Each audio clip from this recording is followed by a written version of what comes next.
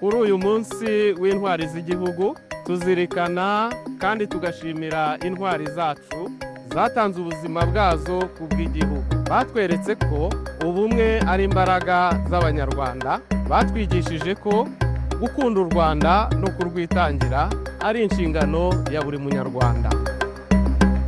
Ubutwari ntibugaragarira mu gihe cy'intambara gusa. Ubutwari ni ugukora inshingano zawe neza, kuvugisha ukuri ndetse no guharanira inyungu rusange z'Abanyarwanda. Buri wese muri twe ashobora kuba intwari mu bikorwa bye bya buri munsi, mu muryango, ku ishuri, mu buyobozi no mu buzima busanzwe.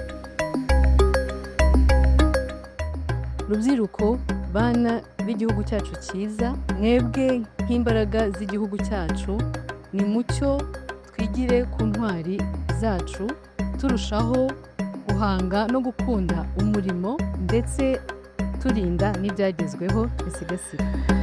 Abagize inteko ishinga amategeko twifurije Abanyarwanda bose umunsi mwiza w'intwari z'igihugu.